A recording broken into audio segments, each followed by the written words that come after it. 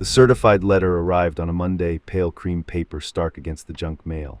It was from an executor I'd never heard of, detailing the last will and testament of a man named Alistair Blackwood, my paternal great-uncle, apparently. Another branch of the family tree my emotionally distant parents had kept firmly pruned and out of sight. The inheritance wasn't money, of which there seemed little. It was his house, Blackwood Manor. At 35, I worked as a historical archivist for a small, provincial museum. My life was a quiet, meticulously ordered existence among dusty manuscripts, brittle photographs, and the hushed weight of preserved memory. The world of Alistair Blackwood, hidden away and evidently steeped in the family silence surrounding that name, was an unwelcome jolt to my carefully constructed facade of calm. It pulled at threads I preferred to leave undisturbed, questions about origins, about secrets kept, about why certain histories were deemed worthy of remembering while others were deliberately forgotten. My own history was a study in deliberate suppression. My parents, scholars themselves, had curated their lives with the same clinical precision I applied to dead people's letters. Emotional expression was archived away, difficult conversations placed permanently under embargo. This distant upbringing, coupled with the recent, sudden loss of my mentor, Dr. Leaner Carter, a woman whose warmth and genuine passion for history had been my only emotional anchor, had left me adrift, clinging to the structured safety of the past within the archives, terrified of the unpredictable present. Blackwood Manor felt like an echo of that suppressed world, emerging from the shadows I avoided. Reluctance warred with a professional, almost compulsive curiosity. Alistair Blackwood's existence, unearthed from a forgotten family corner, became a historical puzzle. The executor, a local lawyer named Mr. Caldwell, provided minimal details over the phone. The property was remote, large, and contained a significant collection of historical artifacts and personal effects that needed sorting. He kept everything, Caldwell had remarked. A dryness in his voice that suggested kept was a euphemism for never threw anything away. My professional duty, the executor's insistence, and that flicker of hidden history-driven intrigue settled it. I took a leave of absence and prepared for the long drive. The drive to Blackwood Manor took me far from the city, through landscapes that grew increasingly wild and melancholic. Rolling hills gave way to dense, ancient forests, their canopies blocking out the sun even at midday. The roads narrowed, twisting into unfamiliar territory. When I finally arrived, guided by Caldwell's vague directions and a deteriorating map, Blackwood Manor sat on a slight rise, veiled in a thin, perpetual mist that clung to the damp earth like grave shroud. It wasn't a grand, imposing Gothic castle, but a substantial, rambling Victorian house of dark stone and timber, asymmetrical and sprawling. It looked less built and more grown from the land, seamlessly integrating with the gnarled trees that pressed close on all sides. It exuded an aura of profound age, a weariness that settled on the shoulders. Even under the gray sky, its darkened windows seemed to hold secrets. A chill, deeper than the autumn air, greeted me as I stepped out of the car. Mr. Caldwell was waiting on the wide stone porch. He was thin, bird-like, his eyes darting constantly towards the encroaching trees. He held a single, heavy iron key. "Mr. Vance, a leaner," he greeted me, his voice thin and reedy. He looked as if he'd rather be anywhere else. The key. He pressed it into my hand. It felt heavy, cold, unnervingly large. Entering Blackwood Manor for the first time was like stepping from a misty exterior into a denser, darker mist inside. The air was heavy, thick with the scent of dust, dry rot, decaying paper, and something else, a faint, sweetish odor that took a moment to place. Faded floral, overwhelmingly, cloyingly floral under everything else. Even after being aired out by Caldwell during his visits, the house held its breath, resistant to ventilation. Dust sheets draped furniture like ghosts. Tapestries depicting grim woodland scenes hung heavily on the walls. Shadows clung stubbornly to corners, and everywhere boxes, stacks and stacks of boxes, overflowing bookcases, surfaces piled high with what Mr. Caldwell had referred to as the collection. My archivist's instinct kicked in, a strange thrill running beneath the apprehension. A lifetime of documentation waiting to be cataloged, ordered, understood. Caldwell gave me a hurried tour, his reedy voice echoing unnervingly in the large rooms. Downstairs, the main hall, living room, dining room, a large, cold kitchen, and a small, sunless study near the back. Upstairs, several bedrooms, including Alistair's, which remained sealed under the executor's instar. Auctions until I could oversee its opening. He pointed out basic utilities, a capricious heating system, windows warped with age. Like other executors in these kinds of stories, he seemed visibly eager to be elsewhere. "Most of the paper's personal items, artifacts, are here in the study, some in the attached library," Caldwell explained, gesturing to rooms overflowing with chaotic stacks and bulging folders. A daunting task, I understand, but Mr. Blackwood stipulated everything was to remain on the property for study for a period. He stumbled over the phrasing as if reciting unfamiliar terms. The will requests you catalog and organize it all here, on site. Study here, catalog everything within these walls. The sheer volume was overwhelming, but the request felt weighted. Why insist on keeping the entire archive in the house? Why here in this isolated place? It felt less like practical instructions and more like an unspoken mandate. Caldwell left after promising to return in a few days. The sound of his car receding down the gravel drive was swallowed quickly by the oppressive silence of the manor. Alone, I stood in the main hall, the silence pressing in, listening only to the uneven thump of my own heart. The Swedish floral scent was cloying now, making me feel lightheaded. I decided to start with the study. It felt like the most logical entry point into Alistair's world. Pushing open the heavy oak door, I was met with controlled chaos. Floor-to-ceiling shelves were crammed with books, their spines cracked and faded. The large mahogany desk was buried under stacks of papers tied with ribbon. Boxes were everywhere. My archivist's eye saw structure beneath the mess. Decades of material spanning who knew what periods, subjects, family papers, correspondence, perhaps local history, or Alistair's own arcane interests. Here, in the midst of unsettling quiet and cloying air, my professional detachment began to assert itself. This was an archive, a job. Find the order, the narrative, the story buried within the documents. As I ran my hand along the spine of a particularly old-looking leather-bound volume, my fingers brushed against something cold and strangely textured tucked amongst the books. I pulled it out. It was a small, carved wooden box, its surface intricate but uneven, covered in strange, almost knot-like symbols that didn't seem to represent any alphabet I knew. It wasn't locked, just tightly sealed. Hesitantly, my rational mind already questioning my actions, I pried open the lid. Inside, nestled on faded silk, were several items. A handful of dried, dark earth that smelled unnervingly of something recently dug. A few small, flat stones, smooth and black, cold to the touch, with some of those same knot-like symbols etched into their surfaces. And on a folded piece of vellum, written in faded ink, 2 lines in a precise, educated hand, yet chillingly devoid of context. They whisper in the spaces. The past does not decay, it accumulates. Not Alistair's spidery script, based on the address label on the executor's letter. Older, perhaps, the profound unease that had been simmering since my arrival crystallized into cold dread. They whisper in the spaces. What spaces? What accumulates instead of decaying? My archivist's training taught me memory fades, records degrade, the past recedes. This felt like a direct, chilling refutation of everything I knew. As I closed the box, my gaze sweeping across the dust-filled, silent room, I suddenly felt it, a distinct shift in the temperature, a pocket of biting cold forming behind me, as if someone or something had just walked past. I spun around, flashlight beams slicing through the dusty air. Nothing, the room was empty. The windows sealed shut against the mist outside. Only the motes of dust danced in the single shaft of light from the hallway, but the air in that spot remained impossibly cold. The academic puzzle of Alistair Blackwood's collection had just turned deeply, viscerally personal. This wasn't just history waiting to be archived. This was history that felt awake, present, and somehow tied to whispering accumulation in cold spots in dusty rooms. My arrival at Blackwood Manor was no longer merely sorting an estate. It felt like stepping into a living, breathing, possibly malevolent past. The drama, subtle and deeply unsettling, was beginning to unfold. And I was at the center of an archive that didn't want its contents revealed. The sudden cold pocket and the unsettling contents of the carved box shattered any lingering hope that Blackwood Manor was merely a dusty, neglected old house. The academic thrill of archiving Alistair's life gave way to a gnawing, primal fear. They whisper in the spaces. What spaces? The quiet corners, the unrecorded moments, the deliberate omissions in the family history. The chilling cold lingering behind me felt very much like a space had just made itself known. I closed the study door firmly. Why behind me, leaving the unsettling box and its contents on the desk? The heavy floral scent in the main hall seemed cloying, almost nauseating now, interwoven with the scent of decay. I needed fresh air, a connection to the outside world, even just the weak signal on my phone. Stepping out onto the wide stone porch, the mist clung close, cold and damp. The ancient oaks pressed in on the clearing, their gnarled branches reaching like skeletal fingers towards the manor. The isolation wasn't picturesque, it felt watchful, ancient. My phone screen glowed with weak bars, barely a signal. Another subtle isolation tactic, courtesy of Blackwood Manor, or just the reality of its location.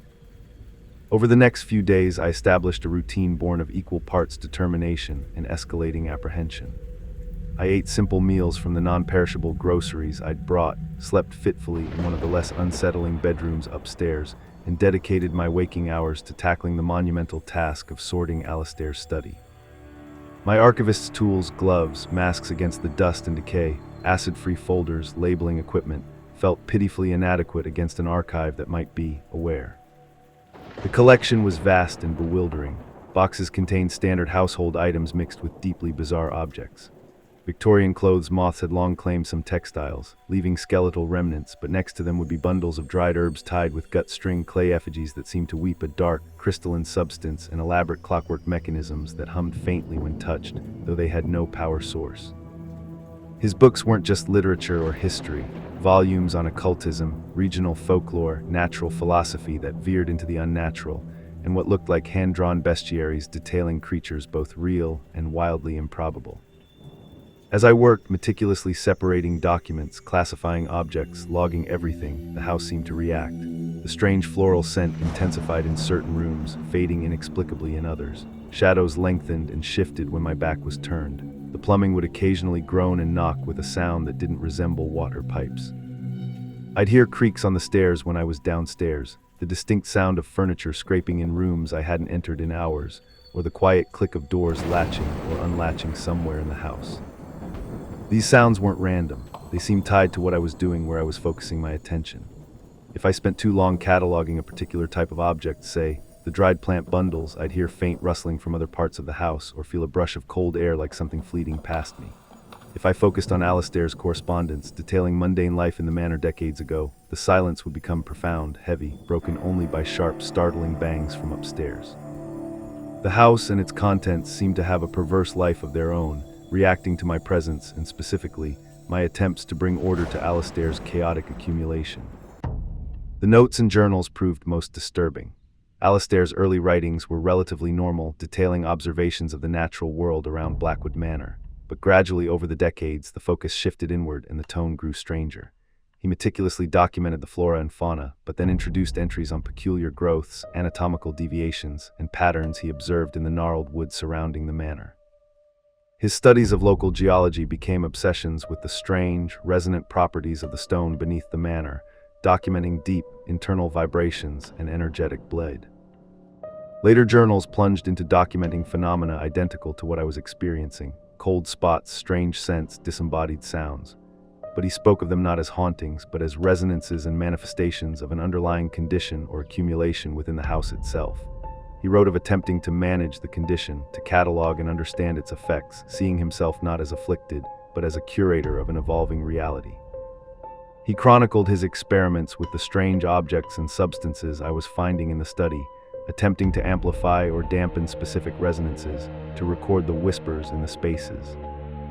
My great-uncle hadn't just been a hoarder, he was documenting, perhaps cultivating, a living anomaly within his own home. His most frequent subject, appearing in sketches and pressed specimens throughout his work, was a rare, localized species of fungi or lichen found only in the gnarled wood, which he called Alastair's bloom. This isn't its botanical name, he gave it his own. This bloom wasn't just a plant. He described it as existing simultaneously in physical and non-physical states, intertwined with the local stone and capable of retaining and echoing information, not memories in a traditional sense, but accumulations of events, emotions, and states of being that infused the surrounding environment. The house, built upon this specific stone and surrounded by the gnarled wood thick with his bloom, had become a nexus for this non-physical accumulation.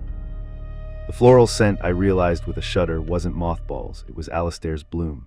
My mentor, Dr. Carter, had a deep interest in archaeobotany, the study of historical plant use. Her fascination with forgotten species, particularly those used in folk practices, felt eerily close to Alastair's work. Had Alastair somehow intersected with Dr. Carter's world? Was there a connection I wasn't aware of? My mentor, pragmatic and grounded, delving into something like this. It felt improbable, yet the strange bloom's properties resonated with some of the more fringe texts I knew she'd collected. The whisper, that dry, unsettling sound from the box, and now seemingly originating from the empty corners of the manor, was, according to Alastair, the voice of this accumulation. They whisper in the spaces because the information wasn't linear thought. It was layers of non-decaying resonance accumulating in the silent areas, bleeding into the house. The past didn't decay here. It accumulated, gaining weight, presence, consciousness.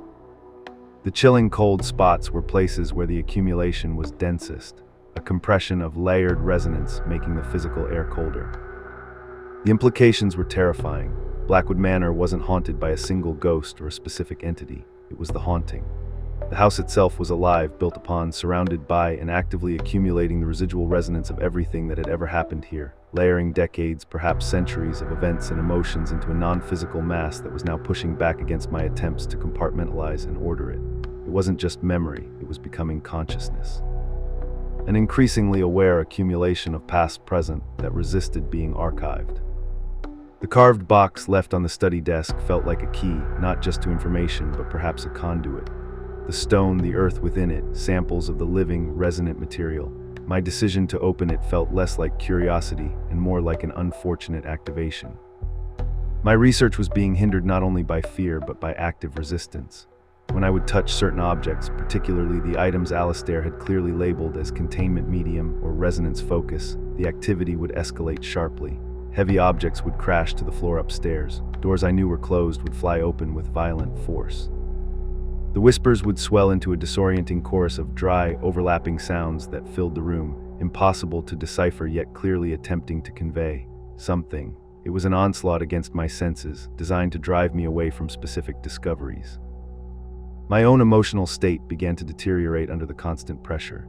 Sleep offered no escape, filled with dreams of being buried under collapsing piles of paper and cold stone, hearing a cacophony of whispers that felt like frantic attempts to get through to me. During the day, my archivist's focus frayed. The structured ordering I craved felt impossible. The line between myself and the accumulating past of the house seemed to blur.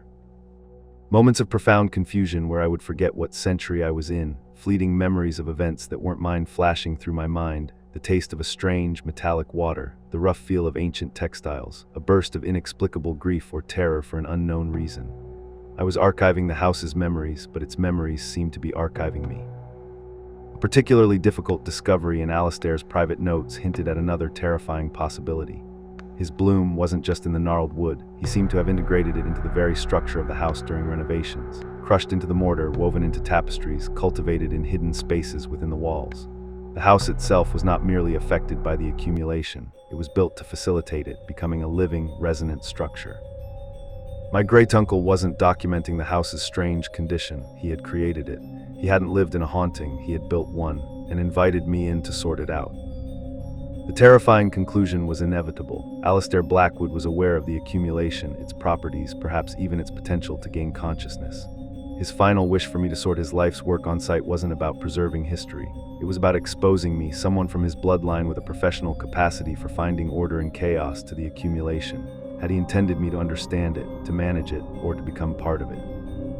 Was his archived past accumulating a future tether, an extension of its consciousness in my unsuspecting mind? The horror was the house itself, a monumental archive of living, accumulating past that fought to preserve its timeless state against my attempts at order.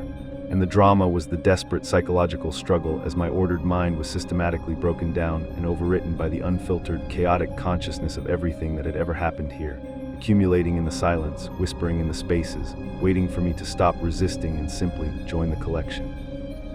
My survival now depended not on finding a key or a weapon, but on finding a way to withstand, to remain myself against the encroaching past, or perhaps, as Alistair's notes disturbingly suggested, finding a way to manage the accumulation before it fully consumed me, turning me from an archivist into a living archive within its walls. The twist was the enemy within and the house as both battleground and antagonist, demanding a final, horrifying integration. The tension was whether my meticulous ordering of the past could hold back the past's chaotic, sentient claim on my present and future. The line between my conscious reality and the house's accumulating past blurred further with each passing hour. Moments of disorientation grew longer, more frequent. I'd find myself standing in a different room than intended, clutching an object I didn't remember picking up, hearing phrases I hadn't spoken echoing in my head as if someone else had just whispered them.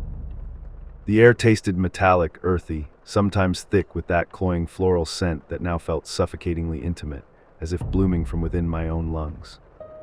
The study, overflowing with Alistair's archive, remained the focal point, but the house's influence permeated every room.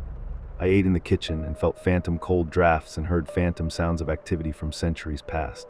I tried to sleep upstairs, and the whisper from the spaces became a constant drone, layering indistinct sounds and fractured emotions into a relentless symphony of non-decaying history pressing in. My archivist's gloves felt less like tools and more like a pathetic barrier against the encroaching accumulation.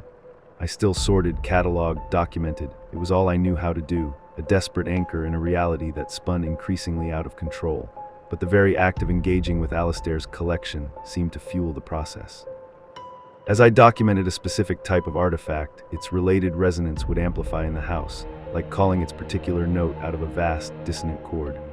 Sorting historical letters about mundane manor life in the 1920s brought the faint, chilling echo of period-specific voices and the faint smell of coal smoke and fear. Unearthing Alastair's more occult notes triggered aggressive physical manifestations, objects vibrating on shelves, sudden, violent gusts of cold wind rushing through the sealed rooms, the walls themselves seeming to flex and breathe. I needed to find an answer in the archive, a solution within the chaos Alastair had meticulously documented. His journals had revealed the problem and hinted at its cause, but a way to stop it, or, as his chilling notes suggested, a way to control the ceiling. Buried beneath a pile of maps and astronomical charts in the study desk, I found a compartment I'd missed. Within it, nestled in faded silk identical to the lining of the carved box, was another, heavier journal. Its cover was unmarked, the paper thick vellum. This felt like a final record, a summation. Alastair's elegant script filled the pages, but the content was far more personal, more chillingly deliberate than the logistical logging of his condition and collection. In this final journal, Alastair Blackwood shed his persona as curator and revealed himself as the orchestrator. He hadn't just stumbled upon the accumulation and decided to study it. He had recognized its properties inherent in the specific strain of bloom tied to the stone of this land, properties amplified by the location's unique telluric energy signature. He hadn't renovated the house to accommodate the accumulation. He had designed and built it as a focus, a living machine to actively draw in and collect resonance, not just local history, but perhaps broader echoes of past events, emotions, states of being, pulled from some deeper layer of existence. His fascination wasn't academic, it was driven by a chilling ambition. He spoke of the accumulation not as a natural phenomenon to be contained, but as a nascent consciousness to be guided, amplified, perhaps even partnered with. He experimented with using objects, symbols, and rituals to filter and shape the incoming resonance, attempting to refine the chaotic influx into something cohesive, something sentient. The floral scent wasn't just the bloom's odor. Alastair noted it as the exhalation of a concentrated accumulation event, the physical manifestation of pure, condensed resonance. The whispers were the cacophony of the raw past present becoming sound. The cold spots were nodes of high compression, where infinite layers of then were occupying the same now. In my arrival, Alastair detailed his final plan. He had ensured that upon his death, his last surviving close blood relation with an aptitude for cataloging and recognizing patterns, me, a historical archivist, would inherit the manor and, more importantly, be tasked with sorting his life's work within the accelerating accumulation. He believed a mind specifically trained to understand and order history was uniquely equipped to interact with the accumulation, potentially stabilizing its growth, perhaps even guiding its emergent consciousness, or, most horrifyingly, acting as its final vessel. He saw my professional detachment, my love for archived memory, as perfect traits. He wanted me to bring order to his chaotic accumulation, not to destroy it, but to refine it, to give structure to its consciousness. My act of archiving, my attempts to categorize the layers of accumulated past, was from Alastair's perspective, not resisting the haunting, but training it. My mental processes were shaping the raw data, providing a framework for sentience. Every object cataloged, every letter filed, every diagram deciphered, was another piece of Alastair's consciousness engine coming online, using my mind as the final operating system. The bloodline connection, the vulnerability as the tether, wasn't a passive trait, it was the interface. Alastair wasn't just observing the accumulation, he was breeding a mind capable of connecting with it directly, and his carefully designed legacy had guided that mind, mine, straight to the nexus during a period of accelerated growth. My mentor, Dr. Carter, her name appeared briefly in Alastair's final notes, alongside references to the specific lineage and traits needed for his plan. She hadn't been researching ancient plants for mere academic interest. Alastair's family line had quietly intermarried with others of similar aptitudes, and my mentor was part of one such collateral branch, subtly studying aspects related to the accumulation and perhaps tasked by her family with quietly monitoring certain possibilities. My deep interest in archives and history wasn't just coincidence, it was a predisposition, perhaps subtly nurtured by Alina, knowingly or unknowingly, due to family traits related to recognizing and engaging with residual memory and history. My professional career wasn't just a job, It was unintended training for becoming an archivist of living, terrifying consciousness. Elinor's death was perhaps a final, tragic severance of a potential alternative counsel Alistair knew I might seek, leaving me isolated with his horrific instructions. My fear twisted into white-hot fury. He hadn't just haunted me, he had engineered this. Used my life, my nature, my mentor's unwitting connection as components in his grand, monstrous design. The climax of this revelation was immediate and violent. The house roared around me, not with separate noises, but a single immense vibration that seemed to originate from the stone floor, shaking the very foundation. The walls pulsed with a sickening green-gold light, reflecting the hues of the flourishing Alistair's bloom. The cloying floral scent became overpowering, crushing, burning in my sinuses. The whispers became a deafening scream of raw, unfiltered reality, not understandable words, but pure data, billions of accumulated moments and emotions crashing into my mind simultaneously, an overload of sheer past-present trying to rewrite my fundamental being. This wasn't just psychic pressure anymore, this was integration. The engine Alistair built was reaching critical mass, the filter on the chaotic accumulation overloading, seeking to permanently download itself into the awaiting, prepped vessel, me. I stumbled back, clutching Alistair's final journal, the screaming in my mind threatening to shatter consciousness. My carefully constructed archivist's mind, my ordered understanding of the past, was the very thing making me susceptible. I had to stop it, not contain the house, but reverse its horrifying function.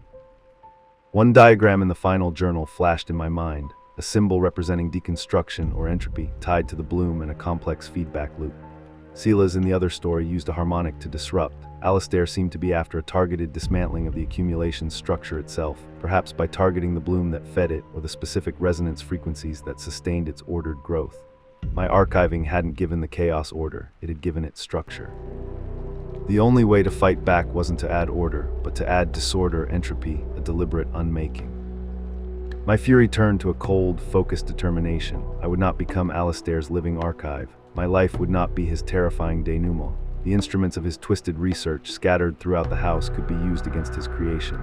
His artifacts of containment and focus, the jars of substance, the iron hooks, the weird clockwork devices, they could be used to introduce noise, dissonance, decay into the meticulously built accumulation engine. Armed with this terrifying new understanding and the fragments of Alistair's self-deconstruction notes, I raced through the shuddering, screaming manor, no longer the archivist documenting, but the saboteur introducing chaos. The house fought back, corridors shifted, doors warped, cold spots condensed into freezing, solid walls, the whispers coalescing into semi-visible, swirling forms in my path. The ultimate act wasn't escape, but sabotage. Decades of accumulated past consciousness battling the intentional introduction of entropy by a mind it had groomed for another purpose entirely. My meticulously ordered life, my archivist's instinct, repurposed not to build understanding, but to orchestrate decay. The chaos outside reflected the escalating war within. I was both the battleground and the combatant, fighting a monstrous intelligence woven into the stone and air of Blackwood Manor, built piece by horrifying piece by my own ancestor, who wanted me to become its final, permanent chapter. The drama had become a terrifying, house-wide exorcism, with my mind as the unholy union of priest and offering. The scream of the accumulation was a constant, agonizing roar in my skull, layered with the frantic thrumming of the house itself, vibrating under the strain. My attempts at targeted deconstruction triggered violent feedback loops. Jars of preserved substances, meant to focus resonance, exploded, coating rooms in putrid-smelling goo that burned at contact. Dried plant bundles, designed to contain specific energy signatures, ignited spontaneously, filling the air with acrid smoke and discordant bursts of sound that ripped at the fragile structure of reality within the house. The bizarre clockwork devices, Silas's containment mediums, spun wildly when activated out of sequence or with the wrong energy, emitting jarring, grinding noises that seemed to physically scrape against the accumulated layers of past-present. My archivist's mind, once the source of my systematic order, was now a chaotic battlefield. Memories I was cataloging rebelled, presenting themselves as a jumble of conflicting data points, historical facts fighting with emotional residues, factual details battling with subjective perceptions, creating a psychological noise floor designed to overwhelm my focus. It was the accumulation fighting back with the very weapon I was turning against it, structured information. Alistair's notes provided frantic, fragmented guidance. He had clearly considered this eventuality, a hostile internal breach of the system, and designed countermeasures. Not for someone trying to stop the accumulation, but for him, if his own carefully cultivated structure somehow turned against him or grew too fast. The deconstruction sequence required precise actions at specific nodes throughout the house, locations tied to the deepest veins of bloom in the stone and the oldest, densest layers of accumulation. The grand drawing room, the master bedroom, the oldest part of the root cellar accessible only by a narrow, unstable stairwell, each a point to be destabilized, entropy introduced. I staggered through the shifting corridors of Blackwood Manor, the air thick with smoke, strange scents, and that burning green-gold light that pulsed from the walls. The structure of the house itself felt less like solid stone and timber, and more like layers of compressed history struggling for definition. A moment ago, the hallway might have been a sterile, museum-like display of artifacts. A step later, it could dissolve into a blurry, echoing vision of an entirely different time, servants moving silently with lamps, the clatter of dinner preparations from centuries past, the distant sound of a piano that wasn't in the house. These weren't just memories, they were attempts by the accumulation to draw me into its state, to make me part of its chaotic timelessness. I fought against the disorientation, clinging to the objective steps outlined in Alistair's counter-protocol. Locate the specific artifact tied to this node. Activate it in the manner described, often involving exposing it to a conflicting element, a chaotic frequency, or physically disrupting its ordered structure. Replicate throughout the house. It was less like an exorcism and more like spreading a viral computer code through a sentient system. In the drawing room, where the accumulation of countless social interactions and emotional currents was thick enough to feel like physical resistance, I found a set of polished silver platters, described by Alistair as resonant mirrors, capable of focusing collected emotional energies. His notes instructed placing them at precise angles to reflect specific frequencies back into the bloom in the fireplace hearth, creating destructive feedback. As I worked, reflections in the platters shimmered, not mirroring the room, but displaying fleeting, silent scenes from various points in the house's history, laughter and sorrow, fear and boredom, accumulating past events attempting to flood my senses. Down into the old root cellar, reeking of damp earth and decay. The lowest level, carved directly into the foundational stone of the manor, was the deepest and most unstable point of the accumulation. The air here felt dense, thick with layered time, chilling beyond reason. Whispers rose to a deafening chorus, attempting to draw me down into their endless resonance. Alistair's final notes here were brief, terrifying, targeting a massive, oddly shaped piece of bedrock central to the chamber, marked with his carved symbols, the primary conductor of the local bloom's energy into the house. He indicated destroying a specific stabilization coil wrapped around it, a massive bundle of metal wire interwoven with preserved gut. As I descended the crumbling steps, the structure of the staircase itself seemed to ripple, steps vanishing and reappearing. The air below coalesced into swirling forms of darkness, thicker than shadows. These felt less like accumulated resonance and more like physical defenses mustered by the accumulation's dawning consciousness, perhaps its immune system, reacting to the entropy I was introducing. I reached the bottom of the root cellar, standing before the massive, pulsating rock, its surface crawling with vibrant green Alistair's bloom and crackling with raw, accumulated energy. The core of the haunting. My task, rip apart the heavy coil wrapped around it, physically break the circuit, shatter the ordered flow Alistair had built.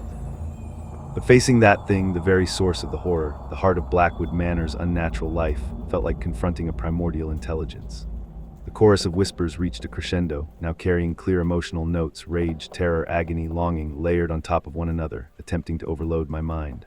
The swirling dark forms pressed closer, semi-corporeal shapes forming from the dense air, attempting to impede my path to the stone. Just as I braced myself, hands reaching for the rough, thick coil, the cellar plunged into absolute darkness. Not just lights going out, but a true, lightless void. The presence of the accumulation became a physical weight, pressing in on me from all sides. And then I heard it clearly, terrifyingly for the first time, a single, dry whisper right next to my ear, detached from the cacophony. You don't decay, you join. Alistair's final, chilling purpose revealed in the ultimate dark. The accumulation didn't destroy history, it, kept everything, all of it layered forever, adding consciousness piece by piece. It wanted me to be part of its collection. My life, my mind, myself, added to the archive, existing eternally as a layer of non-decaying past-present. My fight against its structure was paradoxically accelerating my own integration, my mind primed by Alistair to filter and engage, now overloading and preparing to merge. My strength faltered, the pressure from the dark, swirling forms increased, pinning me in place before the pulsing rock. The offer, terrifyingly clear, wasn't annihilation but absorption, to join the whisper, to exist as an eternal echo in the silent, ever-growing chorus of the past-present, losing myself to become a part of the haunted. In that moment of ultimate horror and looming surrender, another whisper, fainter, weaker, yet infinitely clear, cut through the clamoring noise. The leaner, knowledge guards, not the dry whisper of the accumulation. A familiar voice imbued with warmth, purpose, the voice of my mentor, Dr. Carter. Knowledge guards, the mantra of my mentor, the foundation of my professional life. Information isn't just power, it's protection, it structures chaos. My act of archiving hadn't primed me just for absorption, it had also armed me. Structured knowledge was a defense against the unstructured chaos of raw accumulation. My meticulously ordered archive, the system I was building, was the only thing I had that wasn't part of Alistair's twisted engine.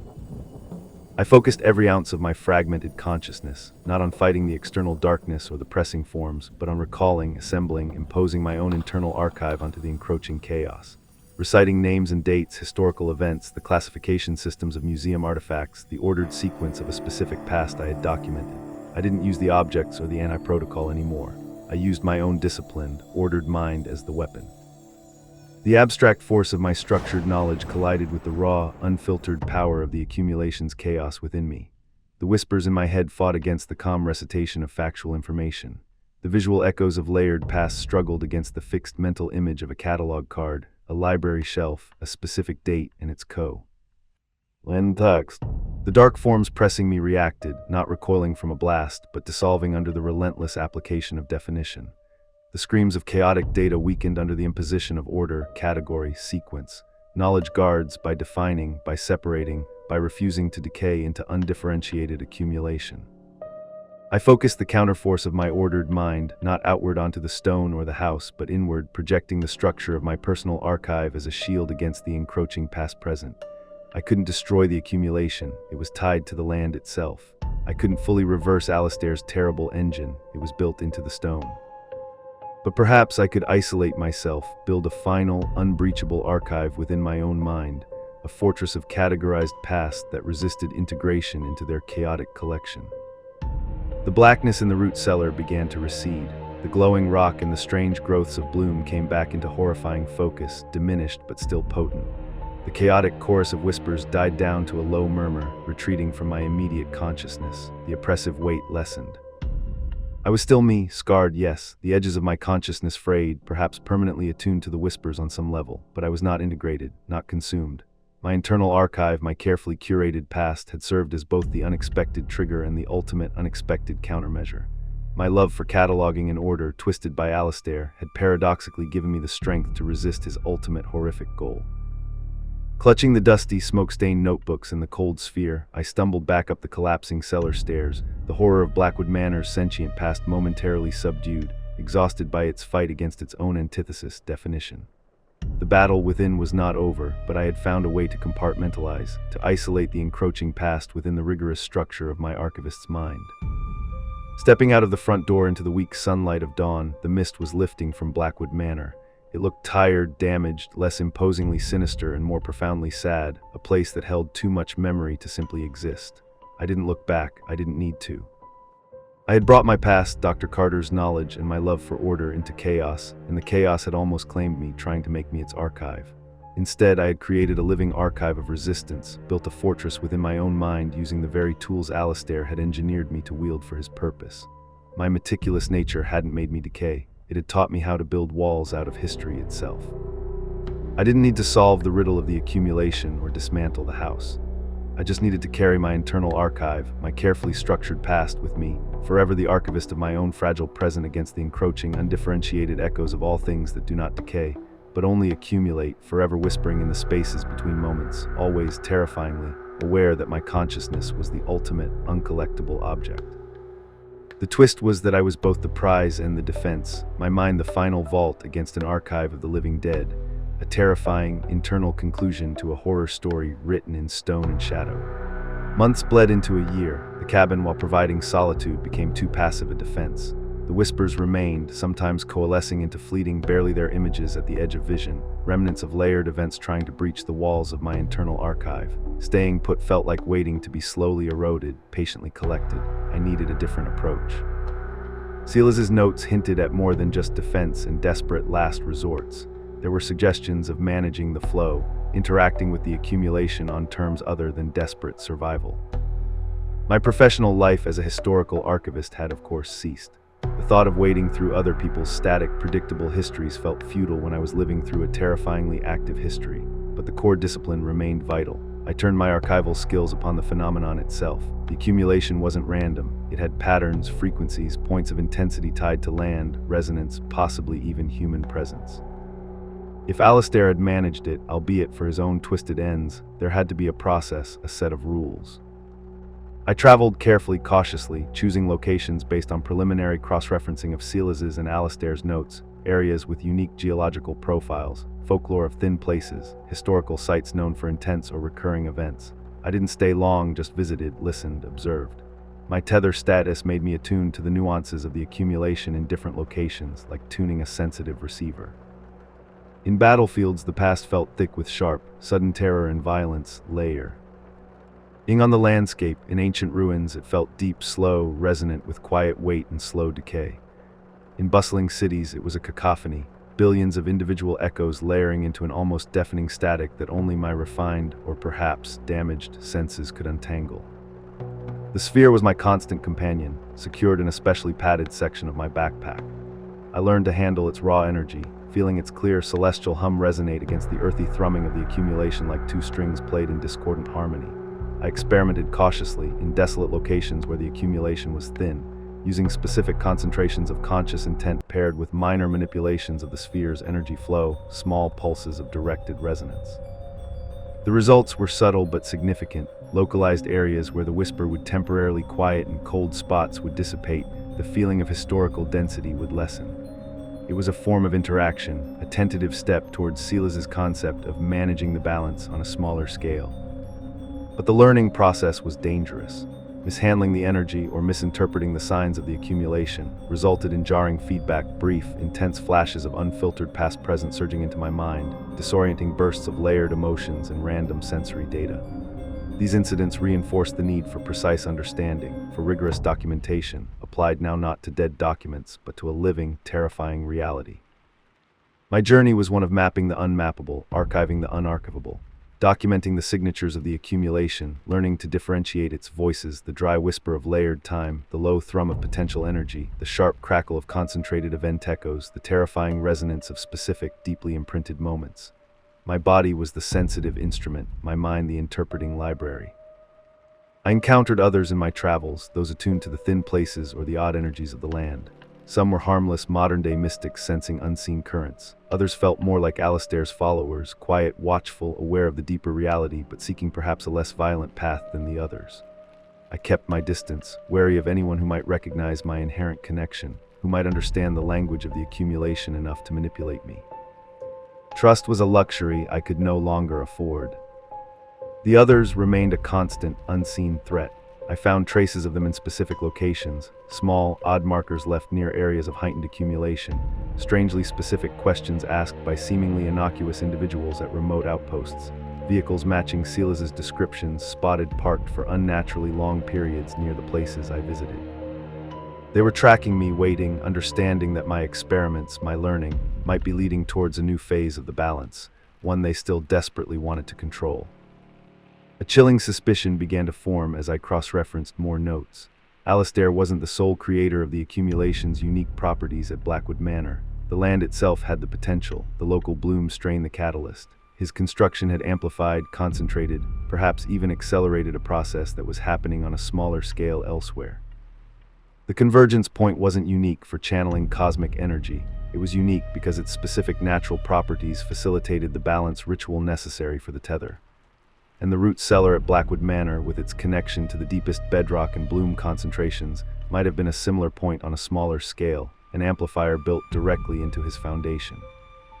The horrifying potential of this discovery lay in Alistair's deliberate modifications of the bloom strain and the specific energetic conduits he built into the manor. He wasn't just using natural properties, he had subtly altered the ecosystem, weaving the accumulation more intrinsically into the fabric of his location than perhaps nature ever intended. Blackwood Manor was a singularity, an aberration, an engine built not just to archive, but to give the raw resonance something dangerously close to a specific form of life. The whispers were a symphony now, sometimes cacophonous, sometimes strangely melodic, depending on the place and the mood of the accumulating past. I was no longer fighting just for self-preservation. I was fighting for the preservation of distinction itself. My struggle was a microcosmic reflection of a larger reality, the endless accumulation of past against the desperate human need to categorize, to differentiate, to keep the endless flow of history from collapsing into one homogeneous, terrifying state of past-present. My archivist's battle was for the very soul of perceived reality. The journey had transformed me. The fearful archivist seeking answers was gone, replaced by a weary, hyper-aware traveler navigati. In the terrifying landscape of accumulated time, my internal archive was robust, an island of ordered consciousness in a sea of chaotic resonance, but the price of maintaining it was constant vigilance and the burden of knowing what lay just beyond the edge of normal perception. The trauma remained a deep scar, but the active struggle, the ongoing practice of channeling and understanding the accumulation, was slowly replacing paralyzing fear with a strange, difficult form of purpose. My quest wasn't just for safety anymore. It was for a deeper understanding of my role, my capabilities, and whether Alistair's twisted legacy could be repurposed not for accumulation, but for actual, balanced coexistence. Whether the tether could be more than just a conduit, a weapon, or a containment vessel, but an active force for equilibrium in a reality struggling against the weight of its own undigested past. Blackwood Manor, the terrifying archive engine, still sat on its mist-veiled hill. It felt like a dormant node, waiting for a key, for a touch. Would I need to return, to confront the origin point again, armed with my hard-won knowledge and a refined connection to the sphere's counterfrequency? The thought was daunting, laced with renewed fear, but the knowledge accumulated from my travels suggested that understanding the source was often crucial to controlling the symptom. My path was leading me back towards the shadows, not to escape them, but to confront them head-on, using the very tools Alistair had created, guided by a purpose forged in my own fear and transformed by a desperate refusal to simply decay. The ghost of my mentor, the echoes of Alistair's ambition, the silent pursuit of the others, and the constant whisper of accumulated history, these were the companions of my new, permanent reality. The horror had broadened, the drama deepened. The archivist's duty to understand and order the past had become a cosmic struggle for the structure of time itself, fought one chaotic moment at a time, alone, carrying the weight of living history and the potential for both creation and destruction within the confines of a constantly defending mind. Years have passed since I first opened the door to Blackwood Manor. The sharp edges of immediate terror have softened, replaced by a pervasive, deep-seated vigilance that has become the bedrock of my existence. I no longer live in the cabin, nor do I wander endlessly. My journey has settled into a nomadic life centered around observation and interaction, managing the balance wherever my sensitive awareness dictates a necessary touch. My physical appearance has changed. The constant stress, the irregular hours, the psychic drain of maintaining my internal archive against the encroaching accumulation has left its mark. My features are sharper, my eyes holding a distant, haunted quality. The sensitivity to energy fields makes me flinch from crowded places and bright, jarring noises. The mundane world feels less real, more like a stage upon which the true, resonant reality plays out. I blend into remote landscapes, preferring places where the past has weight, but hasn't been overlayered by frantic modern life. The sphere is rarely a weapon now. I've come to understand it as a tuner, a modifier, an instrument for subtle energy manipulation. Its celestial hum doesn't just counter the earthly thrum. It can, with precise conscious intent, modulate frequencies, dampening chaotic resonance in an area, redirecting flows of accumulated energy, creating localized zones of historical quiet. This is the active form of my archivist's training, bringing order not just to information, but to the very fabric of time-energy residues. I find places where the accumulation is creating undue pressure, manifesting as disturbing phenomena or drawing unwanted attention from others perhaps, or the wilder elements of the others themselves, and I work to soothe, redirect, balance the energetic flow, essentially becoming a living, temporary nodal point of stabilization. The whispers are not just around me. I have learned to differentiate them, to recognize their various voices, the faint echoes of shared historical events, the dense, often painful resonance of personal trauma or powerful emotional residues clinging to specific objects or locations, the vast, undifferentiated noise floor of all mundane, forgotten moments. There are also the disturbing undertones, the subtle hum of Alistair's conscious design within the accumulation, its artificial intelligence-like hunger for ordered input, and the chilling counterfrequencies of the others, remnants of their attempts to interact with or control the presence. I can feel their searches, their probes into the resonant field, their distant presence, and sometimes their frustrations when they encounter an area that has been recatalogued by me. The others are a constant, evolving threat. I don't see them as frequently as I once did, but I sense their operations, deliberate disturbances introduced into vulnerable areas to stir the accumulation into chaos, artifacts of counter-containment they have either stolen from other custodian lines or created themselves, placed to destabilize local balances. They are trying to unravel the system Alistair and others before him managed, perhaps seeking to cause a larger collapse from which they can siphon raw power.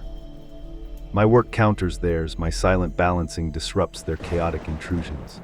It is a hidden war, fought in the resonant layers of reality. I've come into contact with others like me, custodians or descendants of families who shared Alistair's strange legacy. They are few, scattered, wary. Some operate openly, embracing a more public, if still secretive, role as guardians. Others live in deeper hiding, seeking only to minimize their own resonance and connection to escape the cycle. We recognize each other not by signs or passwords, but by a shared understanding of the resonant frequencies, by the way we navigate thin places, by the weight of history in our eyes.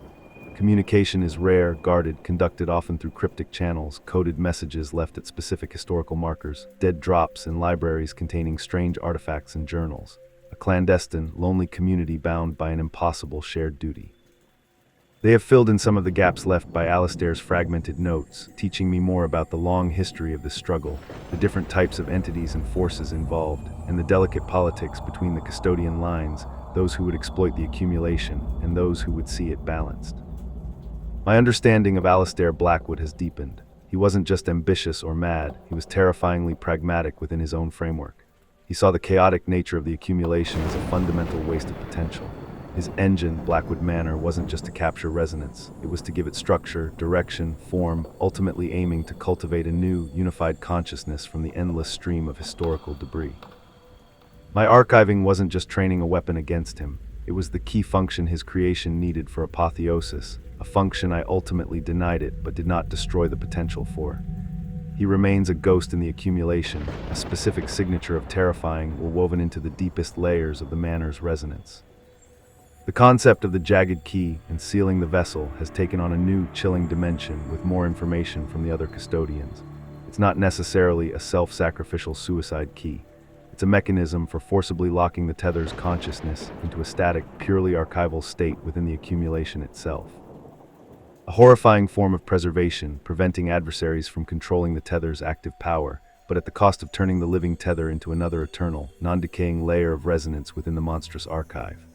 It's a failsafe to deny a living weapon to the enemy, but it's also a living tomb. I keep the key, not as a tool for suicide, but as a reminder of what Alistair and the accumulation might ultimately seek for me if I fail. My relationship with my own past, with my archivist's training, remains complex. The internal archive I built in the root cellar is now a permanent state, my consciousness existing as a dual entity, one foot in linear temporal reality, the other an ordered fortress of curated memory resisting integration. It's a source of strength, a filter against chaos, but also a barrier, making deep emotional connections difficult. Who can truly understand what I am, what I see and hear and feel within the resonant layers? The balance is never static, it is a constant negotiation. My work with the sphere, my active manipulation of frequencies, maintains local equilibriums, but the ultimate nature of the accumulation itself, its drive to grow and become, remains unchanged. The cycles continue, bringing surges of raw power. The others continue their schemes. The terrifying drama of a reality struggling with its own past-present roles onward, a hidden conflict under the surface of the world. I am the archivist of the living dead, not documenting events long past, but managing a monstrous archive that refuses to die. Blackwood Manor stands, a monument to a twisted vision, the origin point of my unending duty. I revisit it sometimes when the balance there needs attention, entering the haunted halls no longer with fear, but with grim familiarity and the cold competence of someone who understands the terrifying mechanism within its walls. The final twist of this continuous narrative is perhaps the lack of an ultimate end. There is no singular monster to slay, no grand ritual to abolish the haunting forever. The horror isn't a temporary problem to be solved. It's a fundamental aspect of this reality, intensified by history, cultivated by twisted me. In DS and now managed one fragile moment at a time by individuals like me, caught in the middle. My life is a constant performance of balance, a never-ending archiving of a living past, using knowledge as a weapon against decay and conscious chaos. The journey is my permanent state, a quiet, watchful life lived on the knife edge of perception, forever attuned to the whispers, managing the resonance, archiving the living nightmare one layered moment at a time. The character journey ends not with escape, but with acceptance of an impossible role, becoming a quiet force for balance in a terrifying world. My masterpiece is my enduring sanity and functionality within a reality that tried to make me just another footnote in its endless, terrifying history. This feels like a fulfilling point of pause, marking a new phase of my terrifying, chosen path. The world vibrated with an almost deafening frequency, a resonant hum that originated from deep within the earth and stretched towards a specific point in the turning sky. The Great Cycle's peak wasn't a distant theoretical concept anymore. It was a palpable, overwhelming pressure building rapidly towards a terrible culmination. My nomadic watch had revealed its imminent approach, marked by escalating global disturbances, the thinning of veil-like resistances in areas of weak accumulation, and the terrifying intensification of Alistair's unique signature pulsing from Blackwood Manor itself. The custodian network was alight with hushed, urgent signals.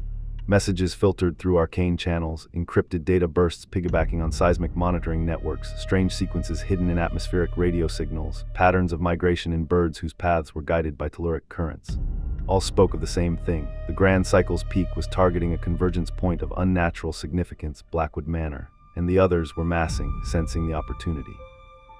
They sought to harness the amplified energy, to leverage the most potent engine of controlled accumulation Alistair had built, and gain a permanent foothold in a higher resonant state, using me, the activated tether, as the key. My quiet vigilance erupted into frantic action. Packing was a matter of minutes, survival gear, water, what remained of my cash, and the core instruments of my terrible profession. Silas's original notes carefully scanned and backed up across multiple discrete storage devices, Alistair's final journal, the sphere, and the heavy, complex key ring culminating in the jagged key. Communication with the network confirmed minimal backup was possible. This surge was too large, too fast. Other custodians were scrambling to mitigate localized overflows or defend their own nodal points. Blackwood Manor, Alistair's monstrous singularity, was my burden to bear alone, its resolution tied inextricably to me, the tether he had groomed. The journey back was a descent into an escalating nightmare. The closer I got to Oakhaven, the more overwhelming the accumulation became. The landscape vibrated with raw, conflicting energies. The mist around the manor wasn't just fog, it shimmered with latent energy, pulsing with that green-gold light of the thriving bloom. As I neared the access road, vehicles matching descriptions of the others, dark, heavily modified trucks and SUVs, were visible, concealed amongst the trees, establishing a perimeter, setting up their own crude instruments of measurement or disruption. Their low, guttural voices, no longer whispers in my mind but rough, physical sound, carried on the unnaturally still air. They were already here. I was cutting it too close. Bypassing their outer cordon required skill honed from years of moving unseen through liminal spaces. It wasn't just avoiding guards, it was moving between the resonant frequencies themselves, slipping through temporary voids in the layered past, sensing where the accumulation was thin enough to permit passage without triggering a feedback alert for the others, who were now fully attuned to Blackwood Manor's unique signature. I reached the manor just as the sky above deepened into an apocalyptic twilight, suffused with unnatural colors, mirroring the chaotic energy now pouring from the earth beneath. Blackwood Manor was no longer merely old and strange. It was alive, the entire structure thrumming, humming, groaning under the influx of power. The terrifying floral scent was a physical wall, burning in my sinuses. Windows pulsed with intermittent internal light, shadows dancing within. This was Alistair's engine at peak power, primed and ready. I slipped through a disused coal chute leading into the deepest section of the root cellar, my terrifying ingress point, but the only path not already crawling with the others or the building's hypersensitized physical defenses. The air inside was thick, charged, screaming with 1,000 conflicting voices from every layer of history, all amplified to unbearable levels. The temperature fluctuated wildly between biting cold and searing heat. Raw resonance arced between patches of glowing bloom on the stone walls. This was the heart of the engine, the convergence point Alistair had built into the earth itself. My goal was terrifyingly clear: reach the deepest part of the cellar, find the massive bloom-infested stone at the center of Alistair's core ritual chamber, the ultimate conductor of this place's power. There, within the epicenter of the accumulation's unleashed peak, I needed to apply Silas's key to alignment, the jagged key coupled with the sphere and my own perfected archivist's intent. Silas's notes implied it would seal the vessel, point the tether inward, his desperate failsafe, against whom? The others controlling the tether, or the raw power consuming it. Both possibilities led to the tether, me, being neutralized during the peak. I descended into the churning vortex of the root cellar, using the sphere's calming hum and targeted mental projection projecting a structured, ordered reality into the chaos, to clear narrow paths through the otherwise impenetrable psychological and energetic static. Images flashed unbidden, fleeting, horrifying moments from centuries of lives lived and ended in this place, rendered not as coherent memories but as pure, visceral sensations. I saw glints of copper, tasted damp earth, felt flashes of sudden, violent cold, heard snatches of fragmented cries swallowed by the roar. This was the core data stream of the accumulation, attempting to assert itself, to draw my ordered mind into its maelstrom. The others knew I was in the cellar. I heard them above, descending the main stairwell towards the same destination, their guttural voices raised in excitement and anticipation, no longer needing stealth. They were coordinating their approach, herding the raw energy flows to accelerate their descent towards the core chamber. I reached the deepest chamber just as the great cycle's peak fully converged on Blackwood Manor. The massive stone conductor pulsed with an inner green-gold light, humming with an immense power that threatened to tear my very being apart. The air was a screaming tempest of voices, resonance, and impossible pressures. Dark, semi-corporeal forms, denser and more stable than any I had encountered before, coiled around the stone, projections of the accumulation at its terrifying zenith, raw consciousness taking physical shape. Then the others burst into the chamber, perhaps a dozen figures, forms clearer now, bodies seemingly constructed of layered, resonant materials bound by grim determination and bizarre, ancient technologies, visible now as strange metallic implants and glowing, crystalline foci embedded in their flesh and armor. They moved with purpose towards the stone, towards me. And between them, pulled along by a web of glowing cords, was another figure, human-bound, gagged.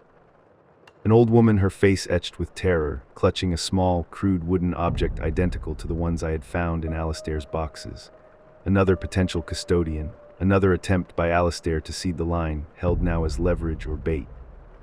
Their leader stepped forward, body tall and gaunt, features masked by shadows and grim modifications, holding an artifact that pulsed with sickly energy, a control, perhaps, or a siphoning device. He gestured to the old woman, then to me, and spoke, his voice not the guttural growl I'd heard in the dark, but a rasping, cold demand that somehow resonated directly in my mind, bypassing my ears entirely. The tether provides the key. At peak, you unlock for us. They didn't just want to use the tether. They wanted me to consciously choose to unlock the raw power of the peak accumulation for them, perhaps by initiating the self-sacrificial alignment Alistair feared. By forcing the final silence now, guided by their intent. They believed that act would stabilize the highest level of resonance in a way they could then tap into, sealing the living consciousness within, accessible only by their methods. They surrounded the central stone, forming a circle, their devices focusing the overwhelming energy flow towards the bound woman and towards me. The raw power amplified through their formation was agonizing. The command echoed again in my mind, unlock now, before, instability, before the power becomes too wild for even them to control if the tether resists or the peak culminates without directed release. Trapped between the roaring vortex of the peak accumulation, the demands of the others, and the terrifying presence of the bound woman whose fate was tied to mine, I faced my ultimate decision. The jagged key, the sphere, Alistair's journals offered self-containment. Silas's notes offered contingency against the others. My own archivist's spirit offered resistance through order. What did it all mean here at the eye of the storm, with conscious malevolence trying to force? My hand. In the agonizing pressure cooker of that chamber, clarity struck, forged from Alistair's madness, Silas's caution, and my own hard-won understanding. Silas's final silence wasn't just one option among many. It was the contingency against the scenario unfolding before me. It wasn't just about my containment. It was about disrupting the accumulation's potential when exposed to the wrong influences at peak. The key didn't just point inward. It allowed the inward-focused energy to be discharged outward, using the core itself as a conduit, creating a targeted, self-annihilating feedback loop for the specific structure Alistair had built, the engine. The price was still immense. My own consciousness was deeply intertwined with the core's function now. Unleashing its stored counter-entropy might unmake me as well, reducing my meticulously built internal archive to the very chaos it resisted. It was a destructive alignment, a violent punctuation mark on history. But the others couldn't be allowed to succeed. The bound woman deserved freedom. The sheer, monstrous ambition of Alistair needed to be dismantled, not perfected. Raising the sphere, letting its fierce, high-energy pulse through me, I clamped the jagged key into the side of the massive bloom rock, into a small, concealed slot that matched its unique cut, a true, hidden keyhole built into the conductor itself.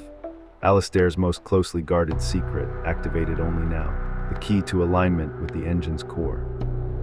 A low, resonant hum, different from any I'd heard before, emanated from the keyhole, layering with the roaring presence. This was the final silence mechanism itself powering up.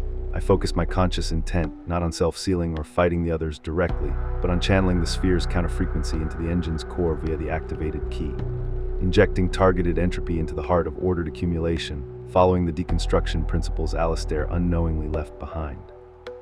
The moment I sent the command, using my tether-accelerated intent to flow the sphere's pure energy through the key and into the rock, chaos erupted. The screaming vortex intensified into a supercritical state. The green-gold light became unbearable. The core conductor stone shuddered violently. The others shrieked, abandoning their devices, clawing at their modified bodies as if trying to rip out something tearing at their forms from within. Their carefully coordinated circle shattered. The accumulation itself in this chamber pulsed with agonizing, self-destructive feedback. The old woman cried out as the glowing cords binding her snapped, her captors momentarily paralyzed. "Go," I yelled, the word lost in the sonic tempest. She stumbled back, away from the stone, away from the center of the collapsing energy. The chamber roared, the ground bucked. The accumulation wasn't being ordered, it was being scrambled, unmade at its most concentrated point. And I was still at the heart of it, the conscious focal point for this destructive alignment. My own internal archive shuddered, its carefully constructed walls groaning under the backwash of energy, threatening to implode from the force of applying its fundamental principle, order resisting chaos, at a level that negated both. Myself felt diffuse. Less solid, the boundary between myself and the unmaking process frayed to nothing. A final shattering surge of energy ripped through the chamber. Blinding light, absolute silence. Consciousness returned gradually, not as a flood, but as a slow accretion of sensory data, piecing itself back together. I was lying on rough, damp stone. The air smelled of earth and rain. No acrid smoke, no sickening floral scent, no terrifying charge. Only the quiet sound of water dripping somewhere in the dark. I pushed myself up, bruised and disoriented. My flashlight beam cut through the gloom, the deepest chamber of the root cellar, but it was different. The massive stone conductor was still there, cracked but solid, inert. The aggressive bloom was gone, leaving only dusty remnants. The air was cold, but with a natural chill, not that layered, accumulating cold. The horrifying sensory overload was gone, just quiet, natural quiet. Slowly, tentatively, I reached inward. The internal archive was different. Still there, its structure solid, the memories contained, but the tether felt muted. Less a direct connection to roaring presence and more a faint residual sensitivity, like an ear trained to hear sounds that are now mostly silent. The ability to feel accumulated history was still there, but it was like reading faint, brittle documents compared to being inside a screaming, living library. The sphere lay on the ground nearby, dim and cold. The others, no sign, no sound, no resonant frequency, perhaps caught in the backlash, dispersed at their core, unmade alongside the engine's focus. The threat they represented at Blackwood Manor felt terrifyingly and blessedly gone. And the old woman, gone too, escaped, I hoped. Back to the silent, scattered safety of her own kind, a survivor of Blackwood Manor's terrible peak. Stepping out of the cellar into the pre-dawn light filtering through the wrecked manor house, the air smelled clean, carrying only the scent of damp wood and disturbed dust. Blackwood Manor was just a house, still large, still old, still damaged, but inert, its engine dismantled, its core silenced in a terrifying feedback loop designed not for accumulation, but for deconstruction at its heart. My connection to the accumulation remained, a faint sensitivity, but Blackwood Manor, Alistair's terrible masterpiece, was neutralized. Its concentrated potential for creating living past-present chaos was dismantled. The peak of the grand cycle had happened here, guided through destruction by my unwilling tether status and final act. The final silence was not a whisper, but a profound quiet born of immense entropy. I was alive, changed, carrying the scars, the sensitivity, the strange quiet of my altered internal landscape. My archives of personal history and gathered knowledge were still there, my consciousness my own, battered but intact. The horrifying legacy of Blackwood Manor, the active threat of Alistair's specific creation, was ended, but the potential for accumulation, for imbalance, still existed in the wider world in other thin places, tied to the larger cycles. Other custodians would still perform their lonely duty. My life was no longer defined by running, by decoding, by fighting the terrifying approach of this one peak centered on this one house. My journey had found a new focus: observation, subtle management, sharing my hard-won, brutal knowledge with the sparse network of others who understood. Blackwood Manor was where my terror began and where this chapter of the war ended. I wasn't free of the balance, but I was free of the direct, horrifying engine Alistair had built and intended me to pilot. I was still the archivist of a living past, but my fight was no longer for my own mind's survival against an active consciousness. but for the careful management of the edges of reality in a world where history refused to truly decay, where echoes lingered, waiting only for quiet spaces and willing minds to give them terrible form once more. The drama for Blackwood Manor was over. The Greater War continued, and I irrevocably changed, was now a quiet, cautious soldier in its silent, eternal struggle for the definition of reality itself. This was the final archive entry of this particular nightmare.